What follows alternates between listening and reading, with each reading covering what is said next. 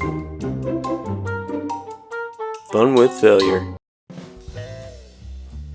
Welcome to the Neckbeard Experience. I've got 4 Neckbeard stories I'd like to share with you today. I got 2 of the final stories from Pallybeard. Then we've got Datebeard. Last and not least is Library Beard. Now it's time to wave your razors in the air, and here we go.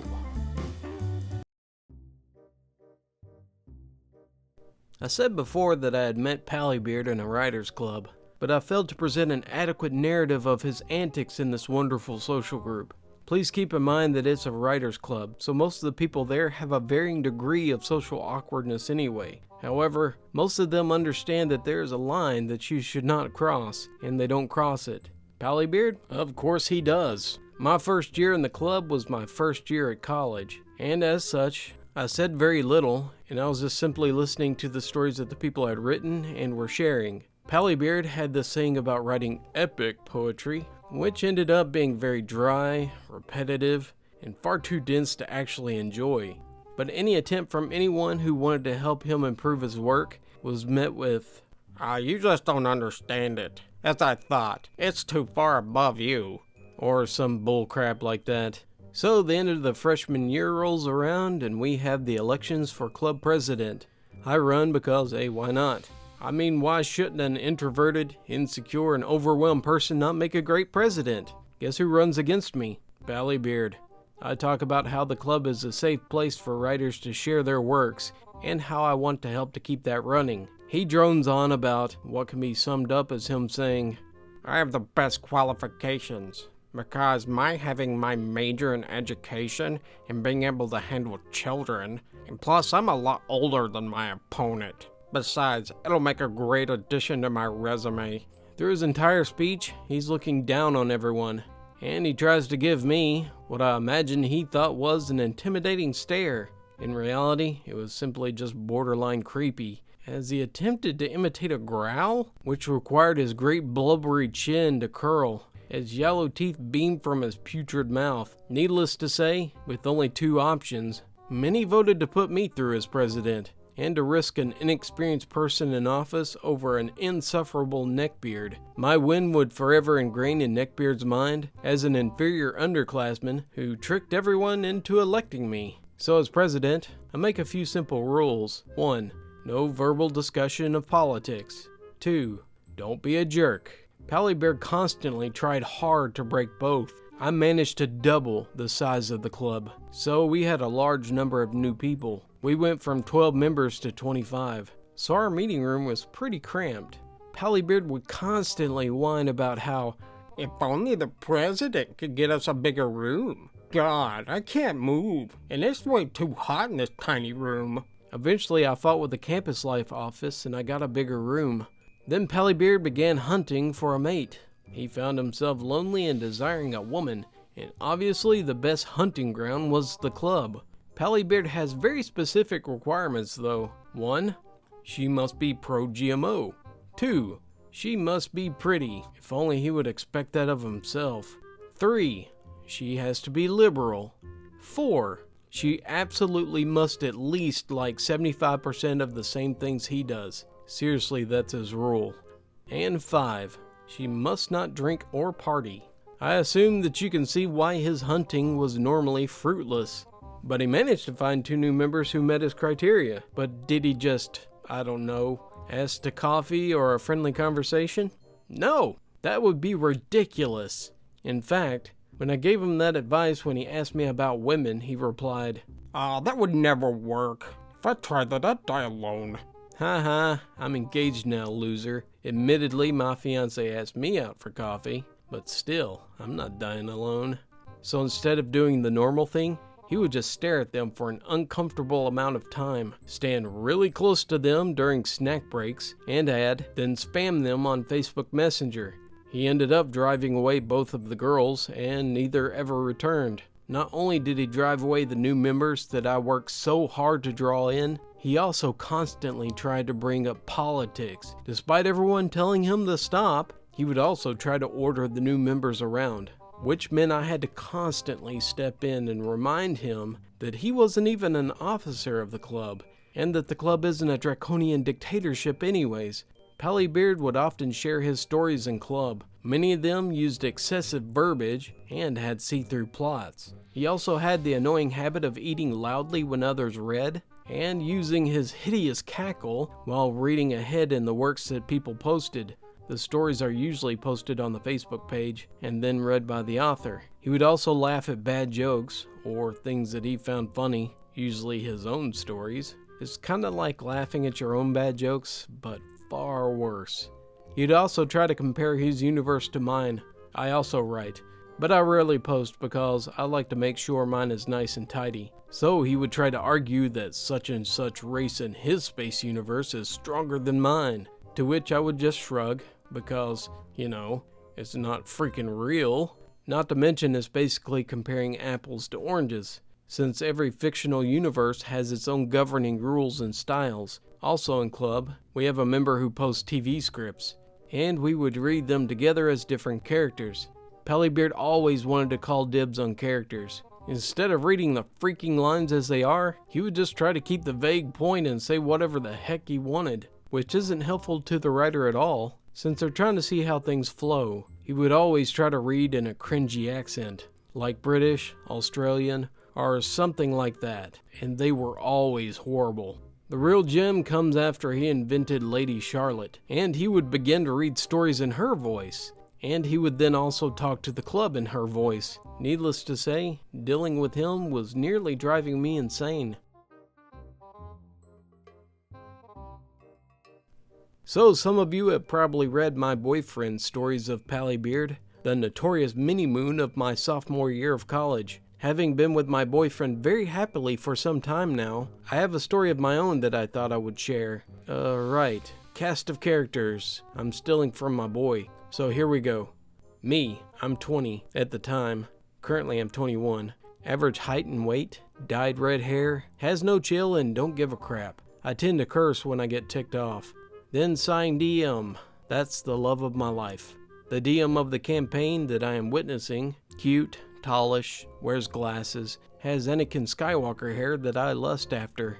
Bald spot, former friend. He made me cry and I don't like him. Ranger, adorable lesbian friend and Writers Club companion. OP elf, a way too powerful dark moon elf. She was homebrewed, with some sick armor, played by another female from the Writers Club that's my friend. Pallybeard, Pillsbury Doughboy's brother, older, doughier, and annoying. Kevin, my roomie. He's my best friend from high school. He's a really chill nerd and he loves Dota. He also DMs online for a long-distance game of D&D. This was made up of people from around our hometown. He's my bro. When I first started dating my boyfriend, I have never played Dungeons & Dragons before, but I've always wanted to. I come from a decently Republican hometown and a freakishly Christian household. My mom was sure that if I was allowed to play this game, I would be possessed by Satan and go to the dark side. The joke's on her, because I was bisexual the whole time anyway. I digress. When DM's roomies kicked him out of his apartment during game night so that they could study, I checked with Kevin to see if DM can host a campaign in our living room.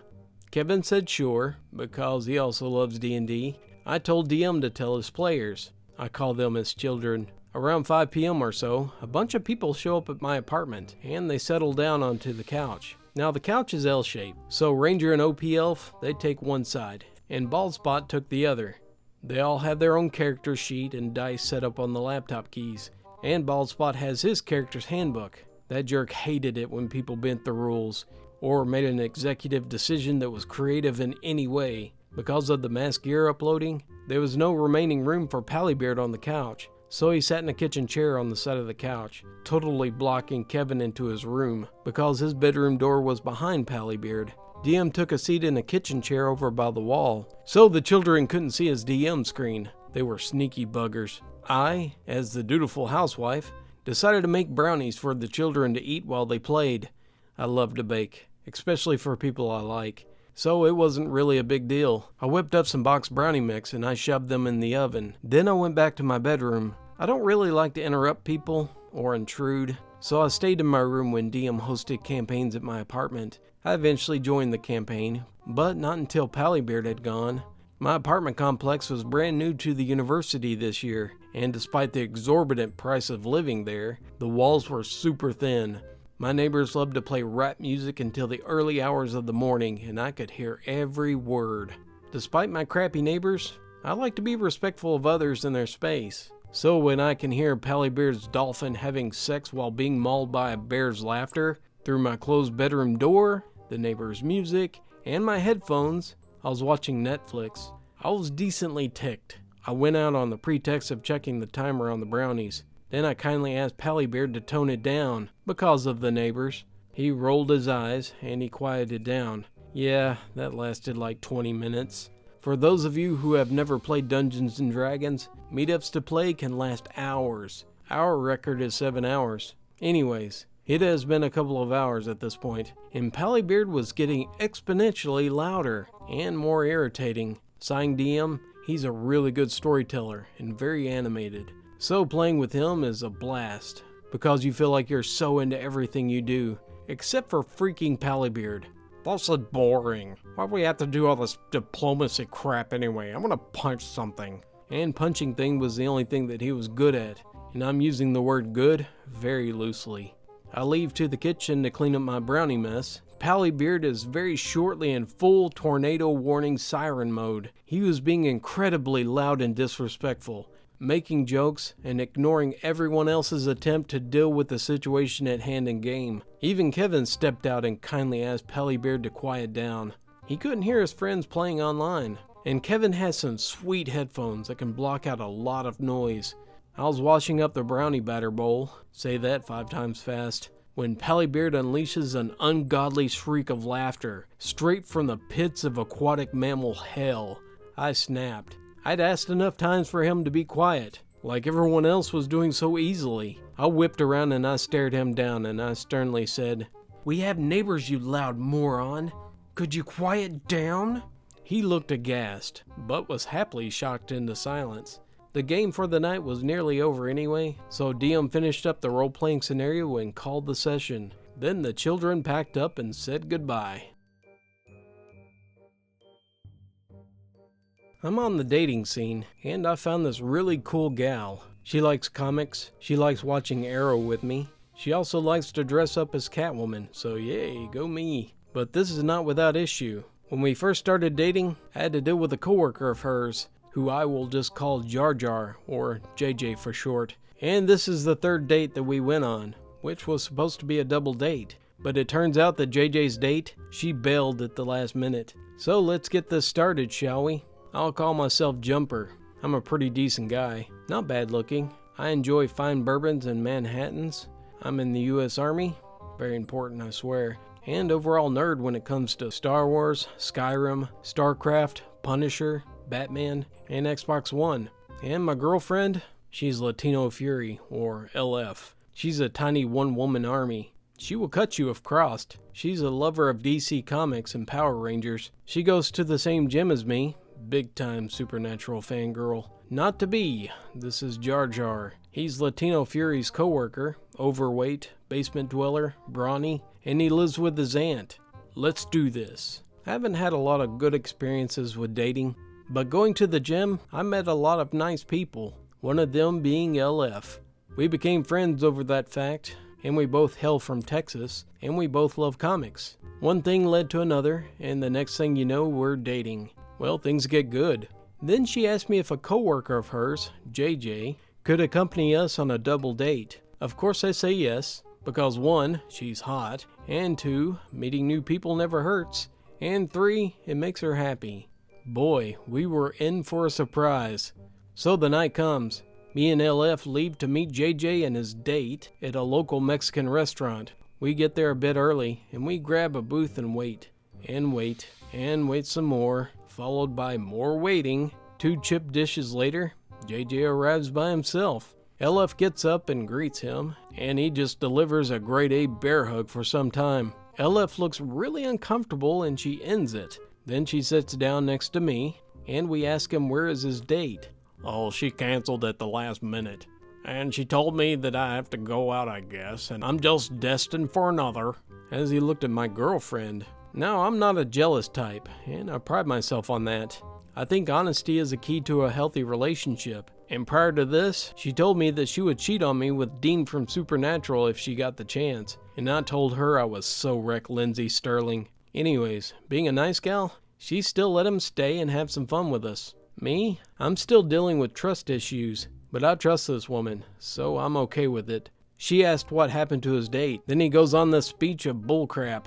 Well, she had to leave to Japan at the last minute because her father was dying, and he needed to do some mystical things that marks her as heir to the throne or something. I'm paraphrasing this excuse because honestly, I couldn't care less at this point. And this is pretty much what he said in a nutshell. Me and LF look at each other, and in our minds we're thinking, is this guy for real? So after some time the waiter shows up, and he's speaking in Spanish to me and LF. Then he asks if we're ready to order. We tell him our order, and we ask JJ the same in English. And he tells him, and the waiter walks off. So this was a good time for JJ to tell his opinion on immigration. I wish they could talk American.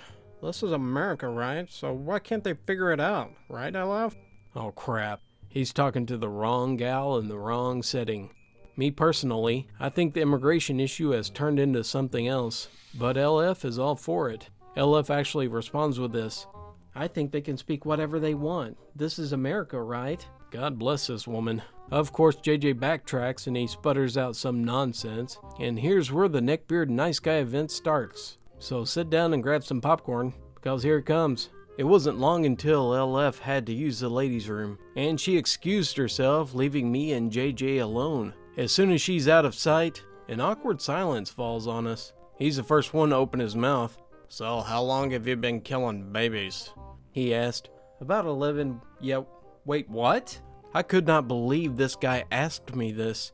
Eventually I asked him what the heck. Besides, this war is illegal, and Bush is really the devil. You know, it's really terrible that you went to war. That's what makes you a bad person, etc. Now old me would have tossed him to the table, but the new me is more verbal and kinder, so I endure this because of LF. But hey, old habits die hard, and before I can give this guy a verbal beatdown, LF shows up, and JJ acts like nothing happened.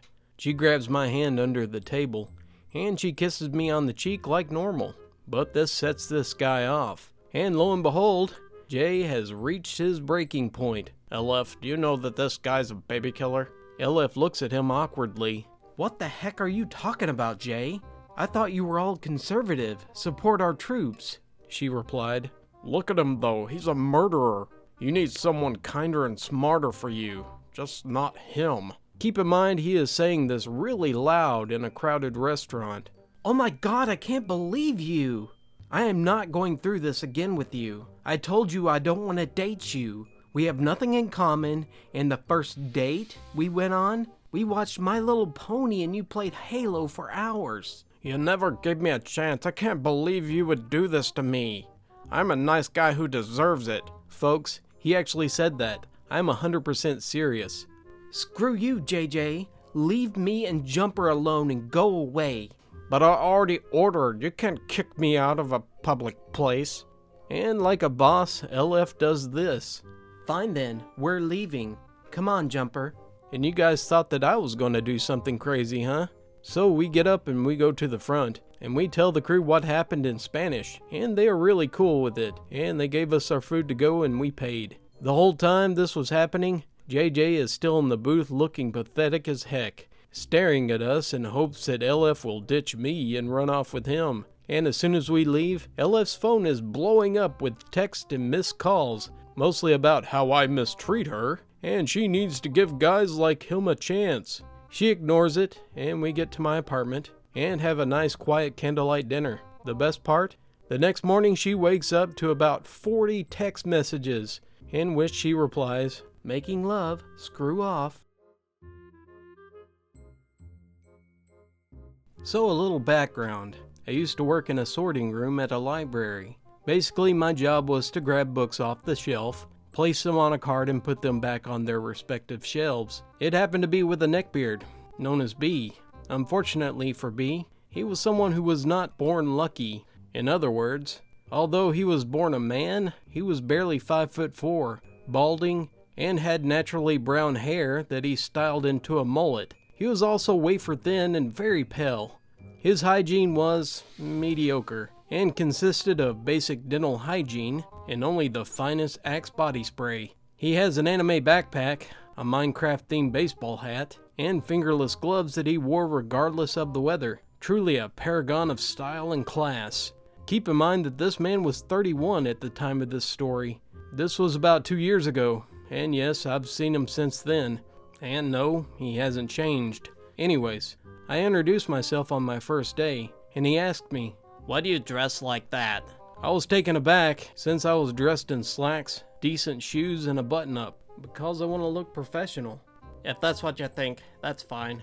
I got down to work, and he asked me what my general interests were. I mentioned that I was writing my first script. He went on an endless tangent about how he said, in a nutshell, "I made a masterpiece, but Universal won't take my calls, so I can't send it to them."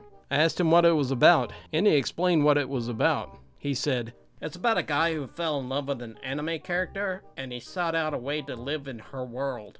Or something like that. I nodded and exclaimed, "Oh," before leaving to shelve more books. I return, and he's gesturing toward a section of the library, and a college-aged girl walks off to where he was pointing. "She was cute," he said. "I think she was hitting on me." "Why do you say that?" "She smiled at me." "Okay," I muttered, and I returned to getting some books. "I bet you get a ton of chicks because, you know, you're tall." Then he dropped this gem.